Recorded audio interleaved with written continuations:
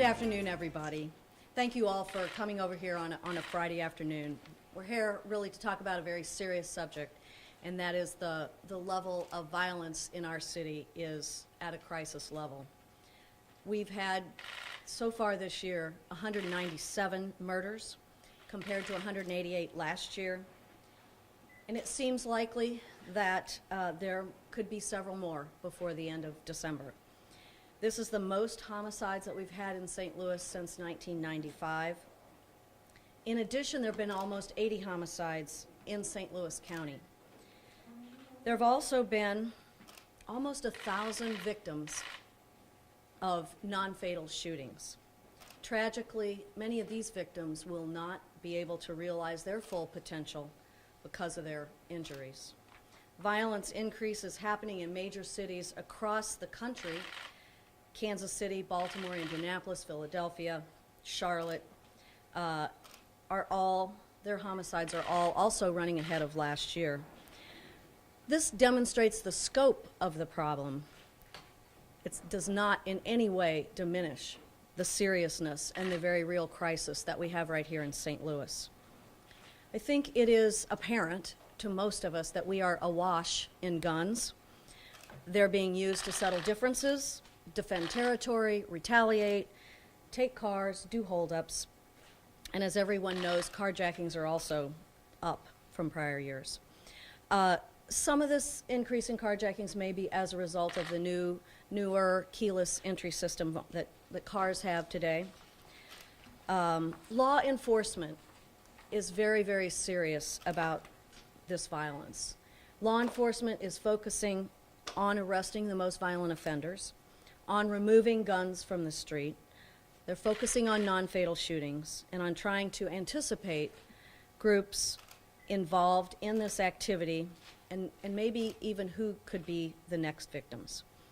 This police work is dangerous, both for the suspects and for the perpetrators.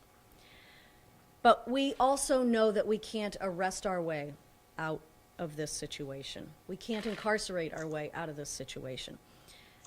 We are increasing funding, as I think you know, for recreation programs and for job programs, including job readiness and training. Dr. Alice Prince is here today, and I must say that it is a new day at Slate. If you or someone you know needs a job, please contact Slate, 589-8000. Every Wednesday, there are employers at Slate actually hiring people. Slate will help you brush up on your skills. Slate will help you apply. They will help you get employed. So please take advantage of this opportunity. But the real message here today is that we need everyone's help. That's why there are so many of us here today standing before you. We all recognize that we need everyone working in the same direction to reduce violence. And so we are asking each of you to please come forward. If you're a mom, a dad, a brother, a sister, a friend, a pastor, teacher, and you have information, or if you're worried about a gun that may be in your house, please come forward. You can come forward completely anonymously and contact Crime Stoppers. Or you can contact a trusted social service agency, D.J. Johnson's Foundation, Better Family Life, various United Way agencies. Or you can contact your pastor or your school counselor. But please help us prevent more violence and solve crimes by coming forward and working together with us. As I said a little bit earlier, we are awash in guns in St. Louis, in this state, and frankly in this country. So far this year's almost over, the police department has taken over 2,000 guns off of the streets. That's not nearly enough. And so today, working with the Police Foundation, we are initiating a gun buyback program for this region, St. Louis City County, East St. Louis. And we expect that that will begin next week. We are going to have a central location where folks can turn in guns if they are willing to turn those in, and they will be able to get a gift certificate to Schnucks and perhaps other places as well in return for turning in those guns. The last time we had a gun buyback program was almost 10 years ago. And so we think it is time to do that again. And we are really very hopeful that the community and all of you will work with us in order to try to take additional guns off the street. Now, there are a number of people here today, and I don't want to do all of the talking. So I want to turn it over in just a second to Public Safety Director and Judge Jimmy Edwards. Most of you know that he began as the Public Safety Director about a little over a month ago. And so we're very excited to have him here. And we're also excited to have a few other people here, and I'm going to let Judge Jimmy Edwards introduce those people and let you hear from them as well. So thanks to all of you for being here and to help us spread this message and to help us have a safer St. Louis. So with that, I'm going to turn it over to Public Safety Director and Judge Jimmy Edwards. Thank you very much, Mayor. Public safety is the responsibility of every single person that resides in the city of St. Louis or that visits the city of St. Louis. So today, we're asking those of you that are watching this newscast that you also have a responsibility. If you are a victim of a crime, please report it. If you witness a crime, it is imperative that you contact the police. If you know defendants, please be responsible and let us know. I've been Public Safety Director for less than a month. I think that crime solutions and crime fighting is a regional issue. Therefore, I've asked all of the chiefs, St. Louis City, St. Louis County, municipal chiefs, as well as the chief in East St. Louis, to come together and to develop solutions to try to help stem these criminal activities. I've also asked those that are behind me to stand with me alongside of me to ensure that we are able to make our cities safer, and of course, we want you to feel safe. I'm very honored that the Bar Association of the Metropolitan St. Louis has agreed to participate in the gun buyback. So I want to thank the lawyers. I'm so appreciative. The Police Foundation has also agreed to help finance the gun buyback. I believe that that gun buyback program will yield some weapons, if not taken off the street, could result in serious criminal activity. So I'm pleased to have the current U.S. Attorney, Jeff Jensen, standing with us. I'm happy that our Circuit Attorney, Kim Gardner, is also here. Former U.S. Attorney Ed Dowd, who is a lawyer, a member of the Bar Association of Metropolitan St. Louis. And when asked, will you help? Without any hesitation, he simply said, yes. And the many pastors that are standing with us, including other city agencies, all here because we understand that but for us doing this together, we cannot accomplish and make our city the safest that it could be. So I will invite now to have a few words, Jeff Jensen and Demetrius Johnson, followed by Ed Dowd and James Clark, A Better Family Life, and then we'll have a representative of our clergy. After he's done, that will conclude our press conference. I encourage all of you to have discussions with these folk individually because they know how important it is that they too stand with us in the public safety office to make sure our city is safe. And I would be remiss if I did not thank Crime Stoppers. Crime Stoppers is indeed a partner. And so, please, if you know something, say something.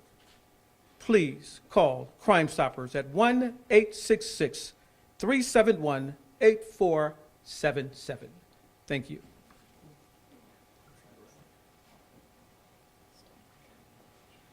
Thank you, Judge. I appreciate that. Demetrius, come on up. Excuse me. Let me first introduce my good friend, Demetrius Johnson. I think he'd like to say a few words. Well, it's truly an honor to be here. When I look around and see the various agencies and the various clergy to come together to try to bring some closure to some things that's going on in our community. One thing we all need to walk away understanding, that we all are one tragedy away from something happening. I mean, the crime, the violence, none of us is immune from that. So we got to be very diligent. We got to do these things like here and bring people together, bring various organizations who normally don't work together for one common goal. And that goal is to stop crime, give folks in our community an opportunity to make a living and try to uplift our community. So I'm so honored that they had me here to be a part of this. And I'm looking forward to not only being a part of it, but making a change in this community. So thank you very much. Thank you, DJ. So my name's Jeff Jensen. I'm the new U.S. Attorney. I've been in office for about 2 months now, traveling around talking to all of the stakeholders in this problem. I'm very happy to be in this room and to be part of the solution. I realize we cannot prosecute our way out of this problem, but prosecution is an important part of the solution. Kim Gardner and I work closely together in prosecutions, and we're going to come after violent crime aggressively. So right now, I think people have a choice. If you're committing a violent crime, you have a choice. You can participate in job programs with Demetrius Johnson or Slate. You can participate in de-escalation programs with James Clark and Better Family Life, or you can choose to commit a violent crime. And if you do, I promise we will prosecute aggressively. For example, carjacking, which is obviously a problem here. The federal penalty for carjacking is a mandatory minimum of 7 years for the first carjacking, and then 25 years for each additional carjacking. That's federal time served. All of the federal time is served. So please consider this a warning if you plan on committing a violent crime in the city of St. Louis. Thank you.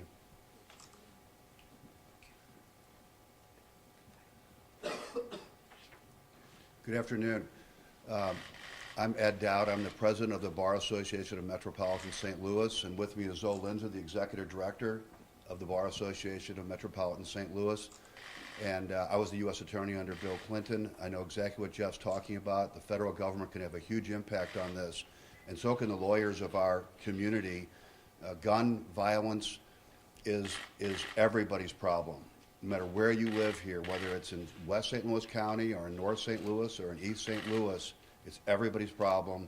And the lawyers here are going to fund that gun buyback program and try and reduce some of these numbers, some of the violence that we have here. And we're going to stay with it and work with this incredible team. And this is a great overall program that I think is going to really have an impact. Thank you. Good afternoon. First, I want to give honor and thanks to God, who's the giver and the sustainer of all of our lives. Then want to commend Judge Edwards and Mayor Krewson and the pastors and other department heads and individual leaders from throughout the St. Louis metropolitan area for coming together to give this issue of crime and violence the top tier attention that it demands. We have individuals and families living in our neighborhoods who are living in war zones.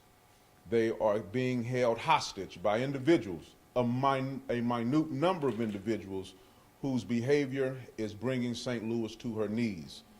This effort could be a renaissance, but we've got to be able to engage the individuals and the families in our more challenged neighborhoods, inspire them to become active in their neighborhood.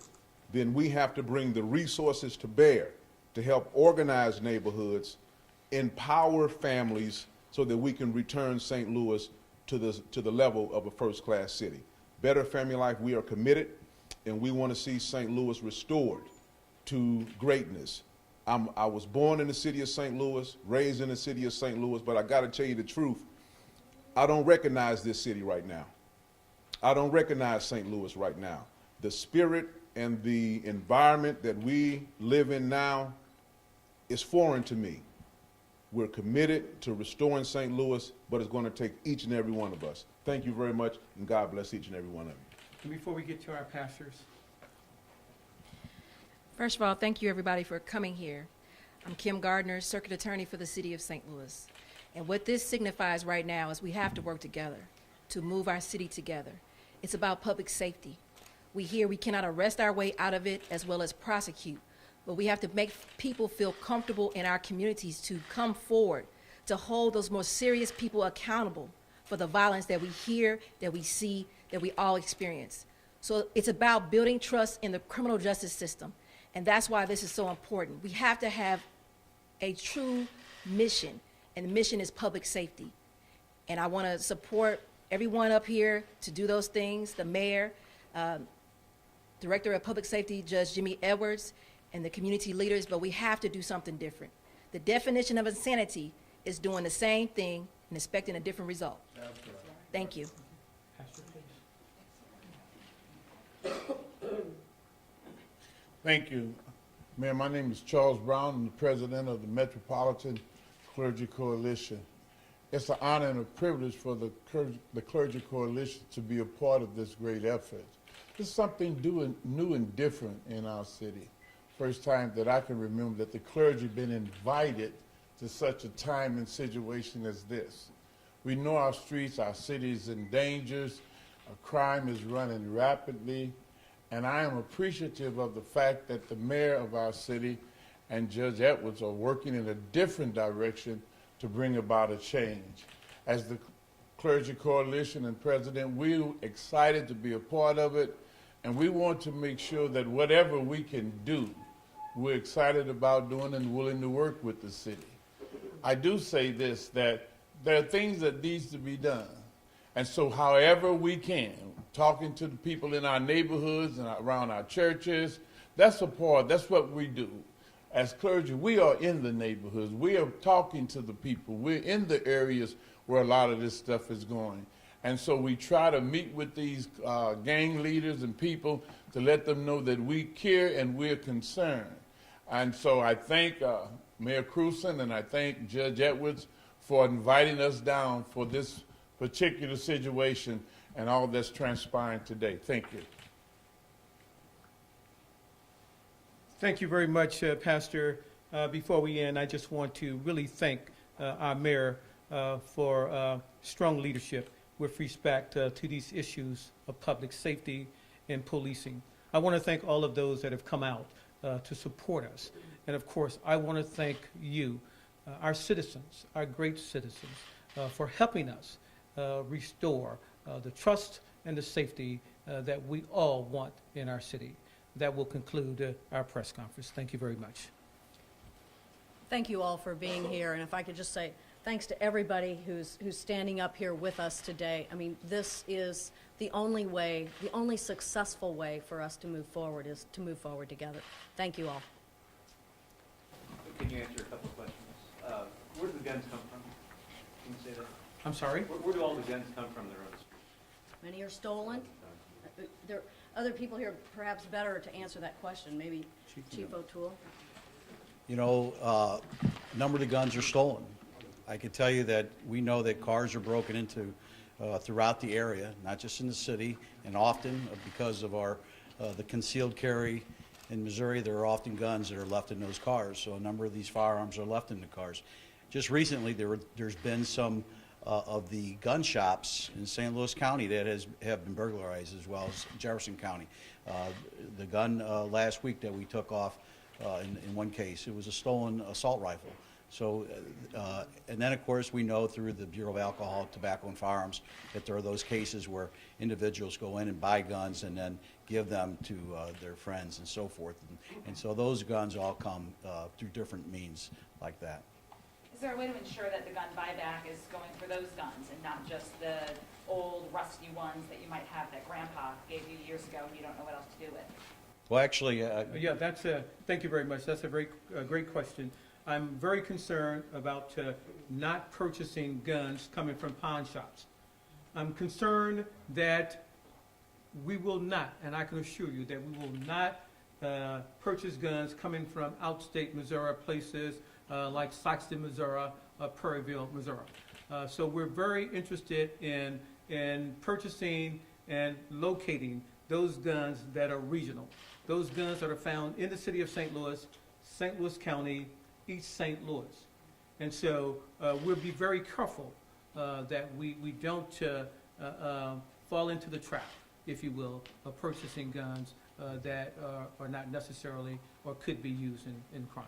But even here in St. Louis, I mean, what's a Chinook's gift certificate to a guy who's on the street selling drugs and is using his gun for, that business? Well, certainly, yes. I was gonna say, maybe his grandma turned that gun, maybe his sister, maybe his pastor, a concerned person may turn in that gun. And the other thing, I think it is often easy to criticize a gun buyback program, but frankly, if we get 1 or 2 or 10 guns off this street that would have been used in a serious crime, I will consider that a success.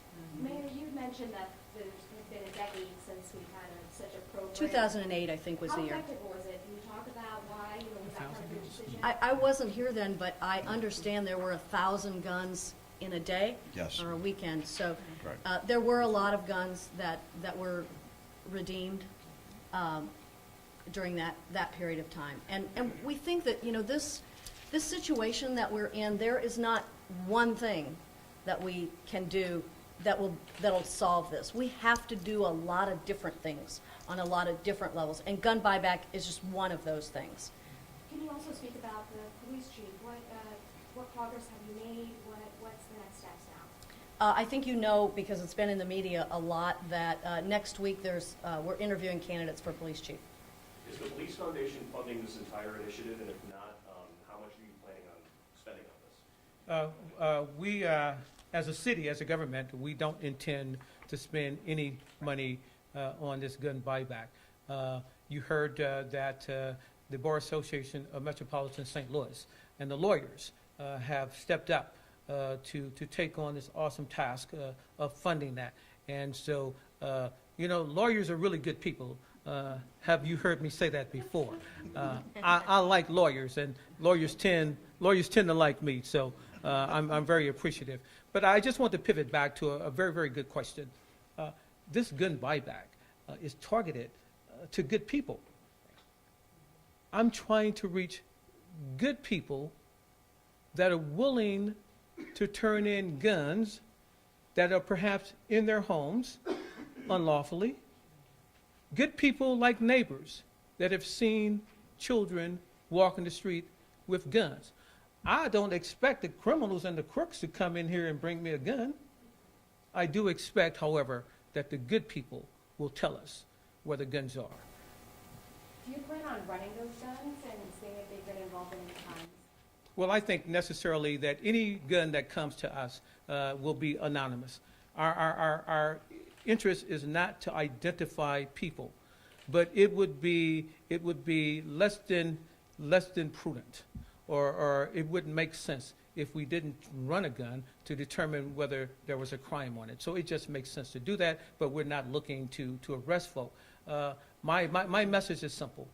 Mom, grandma, uncle, dad, give us the guns. Give us the guns, because that same gun that is in your house may be a weapon used to hurt someone very badly, or perhaps even your own child.